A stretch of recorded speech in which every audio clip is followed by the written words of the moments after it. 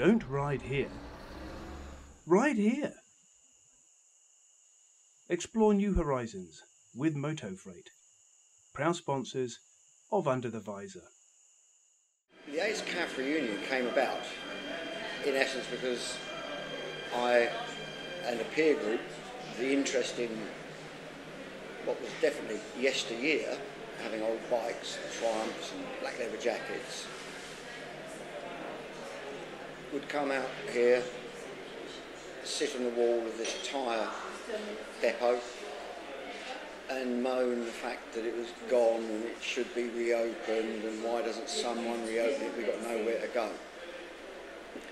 And things came together really at the tail end of '93 when, as a member of the Triumph Owners Motorcycle Club, West Middlesex branch, one of the guys there, quite a bit older than me, who did used to come here, he asked me one evening at the club whether I knew when the cafe shut. Really, he was kind of taking a mickey out of me at one level. And the other thing is that at that time, I was a bit of a Mr. Organiser. We were organising trips on bikes, off to the Isle of Man, off to the Dutch TT, off to the Boldor. And those trips grew and grew with the passage of time. This is clearly before the internet and before mobile phones and all the modern tech we have. And we organised these trips, and they sort of grew to about 30 riders. And to nurse these guys across Europe and all the issues that arose. It's a bit of a Mr. Organiser, and the guy at Triumph Owners he knew that as well. When he put that question, did I know when it shut?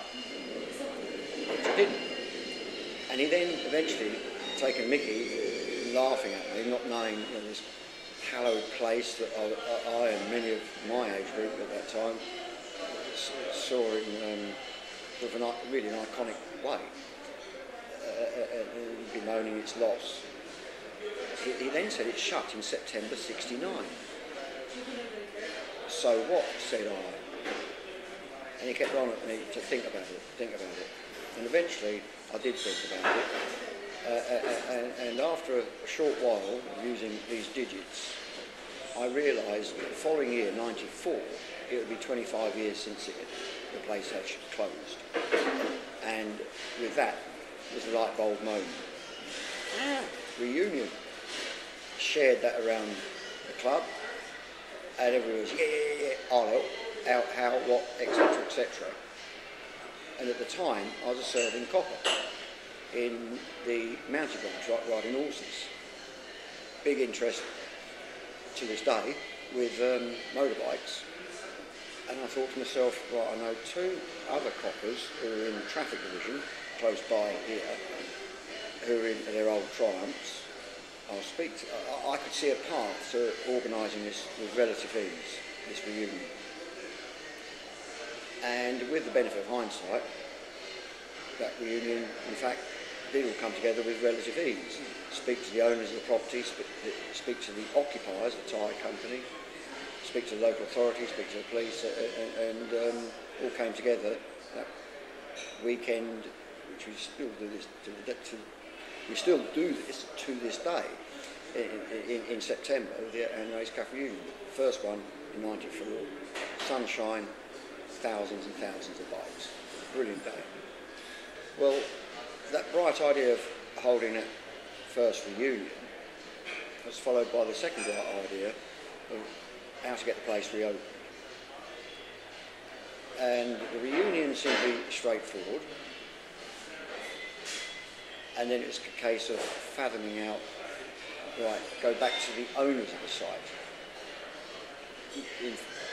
What unfolds there, in effect, is to persuade them to sell it.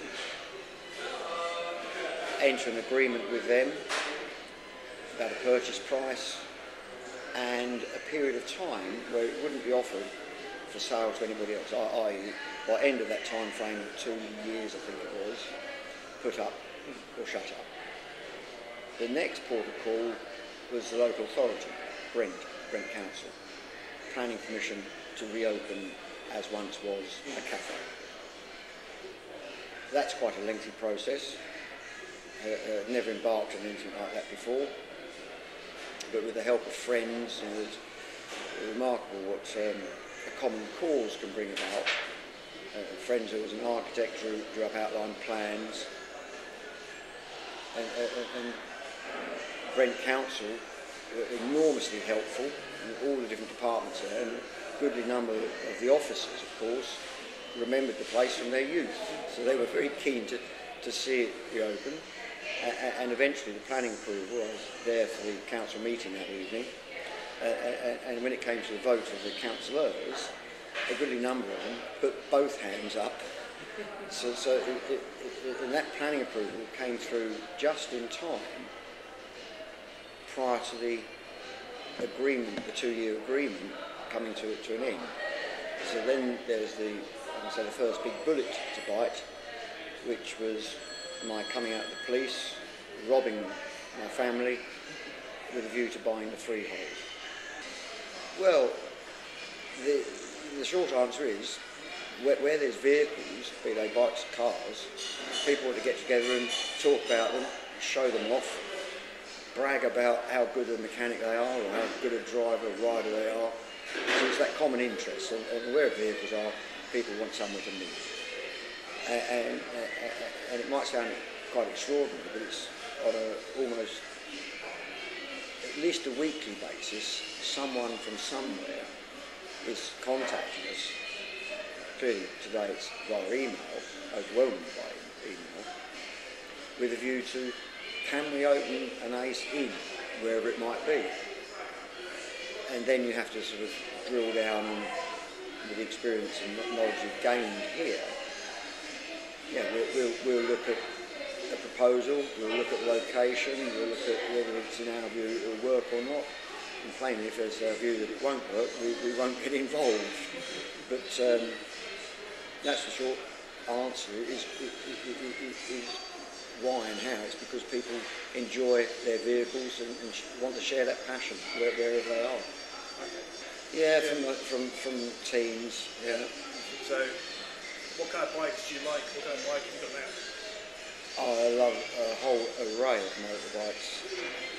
You know, I've become increasingly convinced as the years have gone by that if we could, we'd all be Jay Leno's with huge sheds just stuffed full of these things. But all of us in our different ways have to compromise, whether it's to do with money, space, etc., etc. Yeah, the latest Panigales through to classics, and classics here. By and large, my volition is invariably kit that is for purpose. It might be impractical, but kit that's designed for a purpose has, for me, terrific appeal. Be it, you know, the quintessential track bike, the off-road crossers, classics, as you see here. Almost any machine or vehicle, for that matter, is pretty much the same with cars. If it looks like it's built to do something and do that well, that appeals to me. Living with it is a totally different thing, of course, and that's where certainly the start of compromises for me begin to enter the equation. Well, the trips, certainly before embarking on what I call chasing the ace, preceding 10, 15 years, it would be trips to the Bol d'Or down in south of France in September. I'm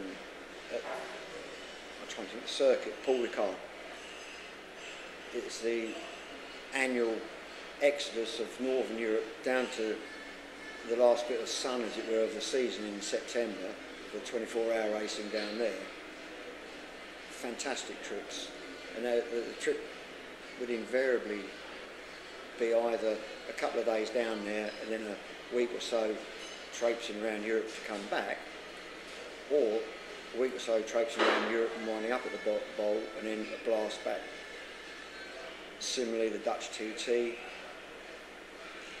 So I've had the good fortune to be of an age group that saw the wall come down in the eastern part of Europe, Berlin Wall and all that, hot on the heels of it coming down, bikes out there, in Hungary, Slovakia, Poland, and sadly, since the pursuit of here, haven't done that sort of thing. I've whizzed to the occasional bike show in Milan or in Paris and events in Germany, but I haven't done the sort of big trips as I once did. But then I'm not as young as I was either, and neither is my wife. And the things we once used to enjoy are perhaps a little harder to do these days. What next for the Ace Cafe? Well, I hope that motorcycling, I believe it will, I hope it continues to thrive and flourish. Motoring certainly is, cars, the bigger number on the roads, and we certainly host far more car meets here than we do bike meets.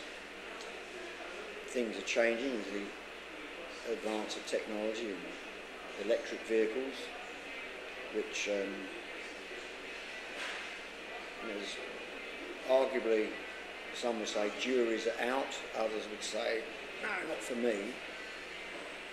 But anything that has got a bit of go and a bit of oomph to it, I think we'll always find an attraction and a generation discover the thrill of speed. In my age group, that thrill is a smell, it's a sound as well as a physical movement. Clearly with electric, there's a different sound and a different smell. You might be able to spin up the rubber, but there's not the fumes smell of four-stroke or two-stroke motor. One of the qualities that, it's a year or two ago now at TT, the first year that TT hosted the electric bike race. I can't remember the year now, but it's 1 or 2 years ago. And what struck me with that particular race, where it was only a one-lap race, but afterwards the teams with their machines all assembled in Noble's Park, just at the back of grandstand. So I thought I'd wander over and have a look. And as I was sort of walking towards this array of teams, what really first struck me, was all the guys were young. They were all kids, all university age group, from all over the world. Next thing was getting engaged with one particular team in conversation. A team, I regret to say I can't remember which university, but it's one of the sort of West London unis with an engineering department, and those youngsters were coming up here in any case and recognised me and get yakking. And I quipped to this assembled group about the noise, i.e. the lack of it on an electric vehicle. But the rider was there, who's of course a pucker TT rider. You can't just get on a bike and go right around the TT. It has to be a recognised rider. And I can't remember who it was now. Then it's an age thing. But he turned as quick as a flash and said, "No, it's brilliant. I've never heard the crowd before. All he's ever heard is wind noise and the sound of the screaming engine." And all of a sudden I realised, actually, these electric vehicles may give us a route to another source of enjoyment, sounds we wouldn't otherwise hear, and clearly can be pleasures and joy found there. So I've yet to experience it myself with my daily ride in the Triumph, whizzing through the traffic down here. But these qualities of vehicles are things that we like to share, and provided people have these vehicles, I'm sure the Ace and Aces elsewhere will thrive and flourish. It's what we enjoy doing. It's the speed thrills at the end of the day, whether on or off road. Don't ride here. Ride here. Explore new horizons with Moto Freight, proud sponsors of Under the Visor.